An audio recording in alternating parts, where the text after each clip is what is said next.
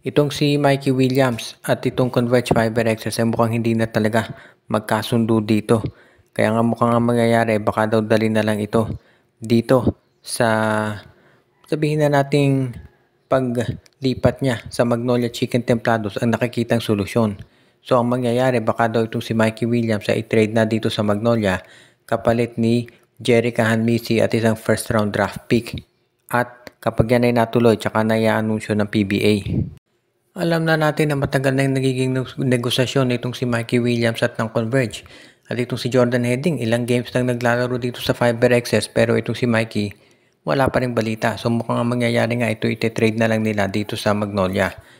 Sasabihin siguro nung marami na lugi ang Converge kung sakaling si Jerry Kahanmisi at itong first round draft pick lang ng Magnolia ang kapalit. Pero kung hindi mo ite-trade si Mikey Williams at hindi yan pumirma ng kontrata, ay mas lugi itong Converge Fiber Access dahil wala silang player na makukuha. Lalabas yan parang pinamigay na lang nila itong si Jordan Hedding. Kaya nga kinakailangan talaga na pumayag na itong Converge dito sa ganyang offer. Kaya nga ngayon, kung sakasakali nga na ganyan ang maging offer ng Magnolia, mas maganda na tanggapin na yan nitong Converge Fiber Access dahil at least meron silang makukuhang player kaysa naman yung sitwasyon ngayon na wala si Jordan Hedding pero wala namang Mikey Williams. At hindi naman natin masasabi na masamang player si Jerry Kahanmisi, mahusay nga ito at kinakailangan lamang mabigyan ng oportunidad na ipakita kung ano ang kaya niyang gawin.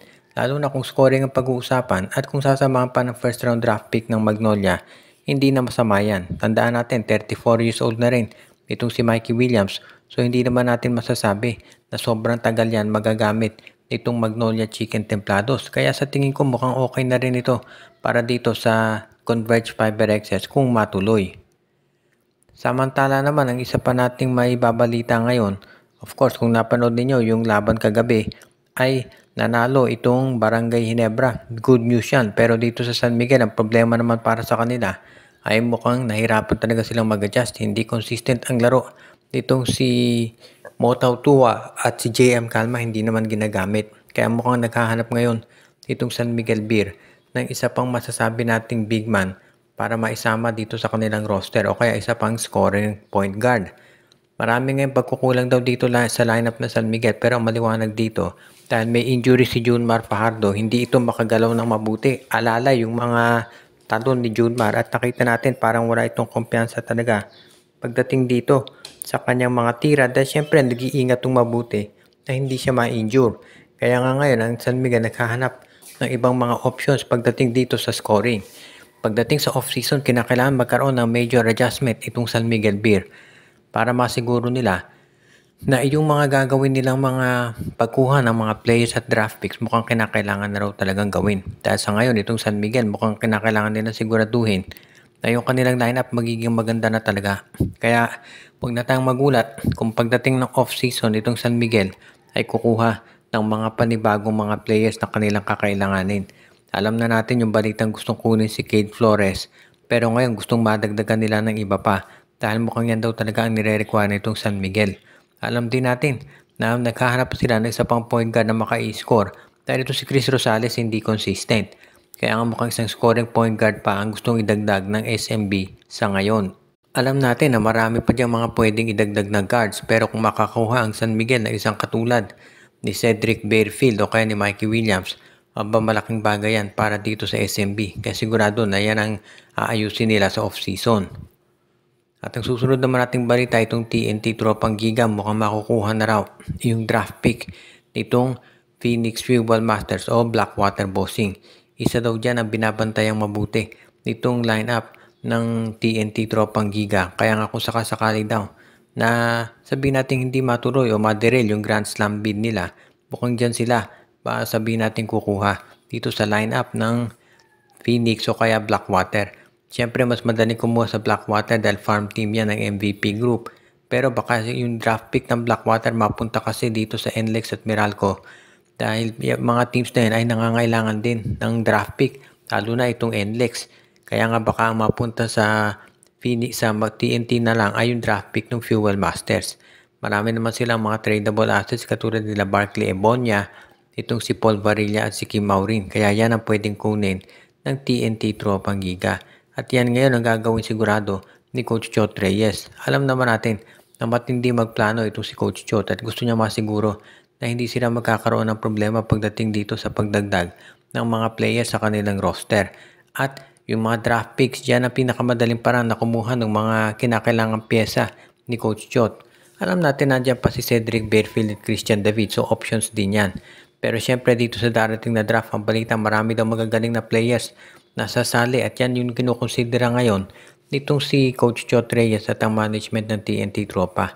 Kung makakakuha sila dyan, abay bakit hindi? Sigurado naman na magiging maganda ang resulta nito kapag sabihin na nating dagdagdag sila ng mga players na magagamit dahil syempre alam natin sa import conferences nandyan si Ronde Hollis Jefferson, so halos automatic ng finals ang TNT.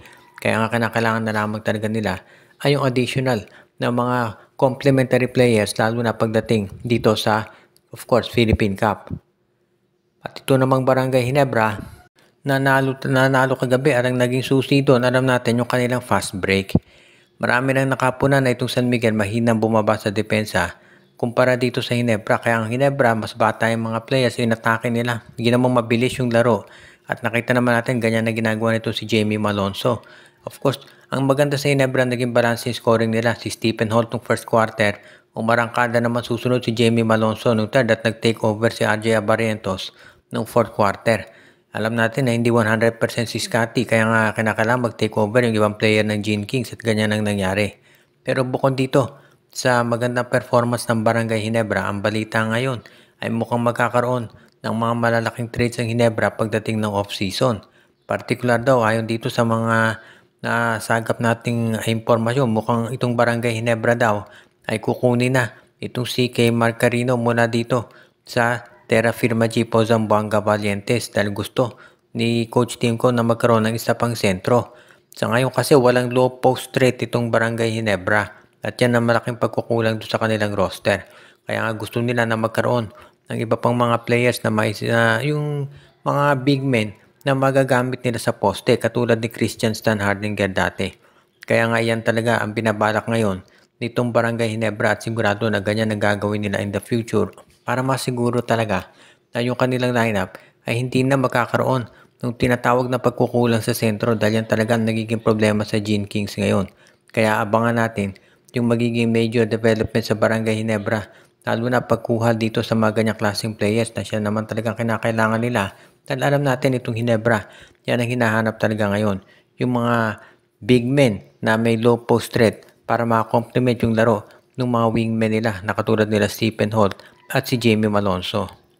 Shoutout kay RG Bueno at Dalina family, kay Anthony Alon, Michael D., Ireneo Salangsang, Joshua Giray, Espejo at Rosales family, kay Dalmacio de Guzman, Malyari Mascarillas, pinabati din natin si Katsakino Dokusin, si Enju, Dexter Domer at lahat ng ating mga regular na taga-subaybay.